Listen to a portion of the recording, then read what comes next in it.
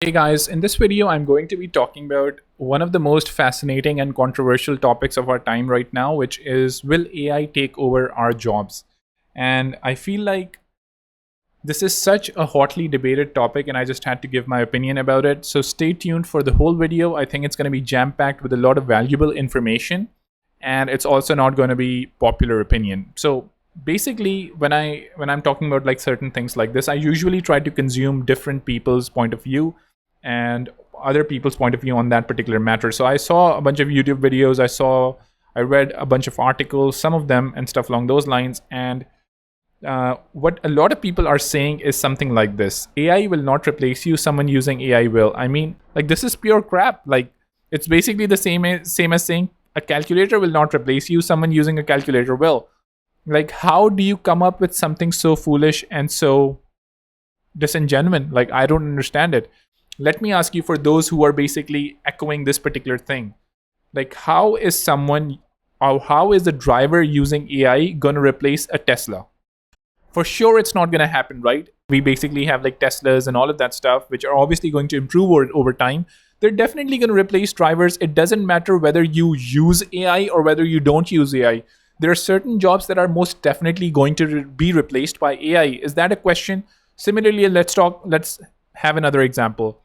How is a voiceover artist? What is a voiceover artist? Usually, if you try to go for a voiceover artist, or you search for voiceover jobs on Upwork, usually what happens is, imagine I am creating a video and I need some girl or some boy or like whatever of a particular ethnicity, and I already have the script prepared, and I just want to give that script to that particular person, and they're just going to read it out with emotion, obviously, in my particular video.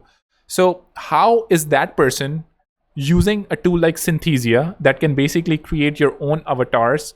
You can create your own avatars, you can add a script, and it's basically going to perform for you on the video.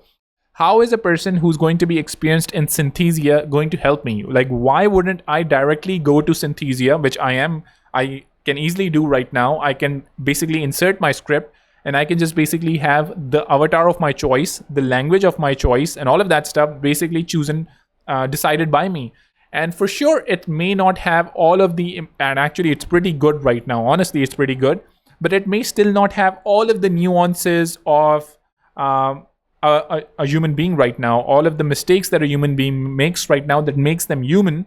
But why is that not going to improve in the future? Why do we think that Synthesia, or a tool like Synthesia, is going to be fixed in its state? Why would it not be a pure replica, or maybe even a better replica than a human? I mean, why would a voiceover artist who is familiar with Synthesia actually, like, where does that even come in the picture? So it's a purely stupid and a misguided argument. This whole thing, AI will not replace you, someone using AI will. Obviously, that's playing on the emotions of people and making them all cozy and like happy feely or like whatever that is. But I feel like it's pure crap. So AI is definitely going to take our jobs away. And it's not just me talking about it. I mean, just if you actually try to look for jobs that are going to be the least replaceable with AI, we have something like this. So we have teachers that are going to be the least replaceable, but as we can see, Harvard will teach students using an AI instructor next semester. I mean, can you believe that? Now, when people listen to this news, they're like, no way that an AI instructor can actually replace a interpersonal and a really closely empathetic teacher at any point right now. I mean, who's saying that this is going to be better than the teacher who are already, or the instructors that are teaching at Harvard? Not right now, but in 10 or 20 or 30 or 40 years, nobody knows. Nobody knows how the dynamics of education are going to change. I mean, the teacher-student relationship was already dramatically changed based on what it was previously. If you go a few decades back into Asiatic societies like India or China or stuff along those lines, we actually had a master-disciple relationship. Like, for example, the monk and the disciple relationship, or for example, a religious teacher and a student relationship, or for example, Socrates and his disciples. These disciples weren't driven by monetary benefits, or sorry, the teachers themselves weren't driven by monetary benefits like it is right now. The students themselves had to strive really hard to actually get the master or the mentor to actually accept them as a student and a disciple. And then it was a much more connected relationship. Sometimes actually the student had to live with the master to learn the ethics of the craft, to develop a huge bond with the teacher and all of that stuff. Now, if you compare all of that that used to previously happen to the commercial relationship that we have now with Harvard professors or Stanford professors who are basically being paid to teach you in a 1 to 50 classroom or something along those lines, that relationship can never compare to the previous relationships of a teacher and a student or a master and a disciple. Similarly, education can further deteriorate. This master student relationship can deteriorate because it has already deteriorated, and it can further deteriorate to an extent where AI can easily replace it, because the master and student relationship or the teacher and student relationship can further change as technology advances. And the same happens with other things. Like, for example, I remember like kids used to, or even I in my age used to go outside, play with other kids, make social connections. I mean, I learned all of the interpersonal skills that you need to know just by going outside and meeting people. But now you basically have children who are sitting in their home on their mobile devices and browsing the streaming services or playing games and all of that stuff. And when they actually become young adults, a lot of them don't even know how to approach a girl. A lot of them don't even know how to form social connections or form a friendship or something. The only thing they can do is just hit like maybe send request or something on Twitter or Facebook or whatever it is. So with technological advancements, especially if they happen from the West, there are certain things being prioritized, like, for example, progress, efficiency, productivity, and all of that stuff. Empathy was never a priority to begin with. So if, for example, AI comes in, AI can easily replace it because we're not going to prioritize that empathetic relationship. Rather, we're going to prioritize, hey, can the teacher be available for me whenever I want based on my convenience? Will the teacher be able to answer any questions that I want? Will the teacher be able to talk to me in my own language and stuff along those lines? So we're going to look for convenience rather than that connection, because we don't really prize these connections to begin with. Similarly, we have like again Sal Khan, who's basically the founder of Khan Academy. He's basically also really excited about it. He mentions, I think we're at the cusp of using AI for probably the biggest positive transformation that education has ever seen. He said the way we're going to do that is by giving every student on the planet an artificially intelligent but amazing personal tutor. So I mean, this is a really great article if you want to read it, or if you want to watch Sal Khan's video, definitely go ahead. But he's really serious about it.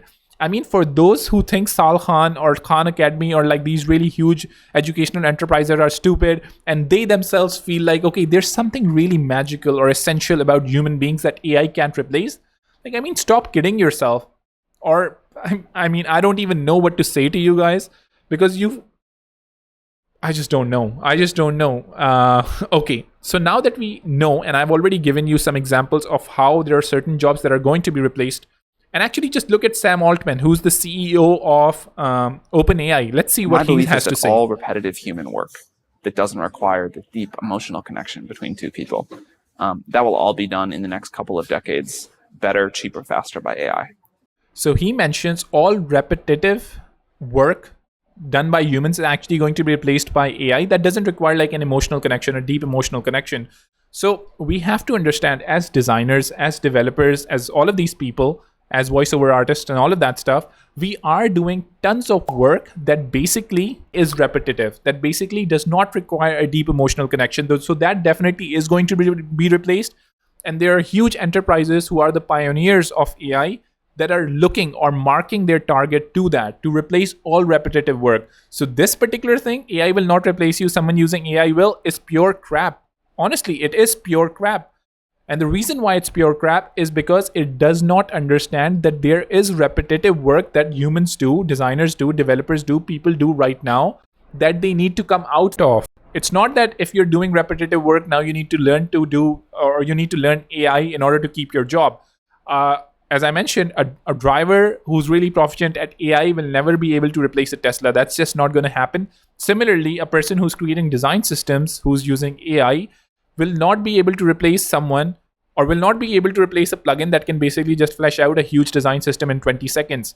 Now, someone who's sitting at the creative head, who's basically talking to the customer or talking to the client or talking to the whole team, and they're figuring out business relationships, they're figuring out how to solve particular problems, and making sure the design system that's being created by the plugin itself is actually represents the brand values and the tone and all of that stuff. That person may not easily be replaced, but usually what happens right now is we basically have a bunch of designers at the bottom level, not at the top level, not at the creative head level, that are basically creating like these buttons, they're creating cards, they're doing a lot of repetitive tasks that are going to be soon replaced in the future.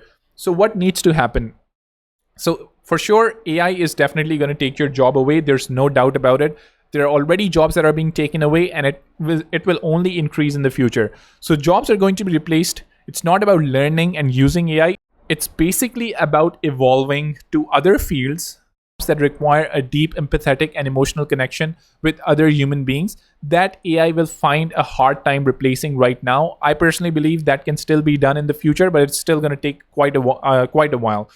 So if AI is going to take over design systems or visual designs in the next 5 or 10 years, the next step here is to shift careers and go to a field that requires more of some of the human elements like empathy, creativity, collaboration. So it's not easily replaceable by AI.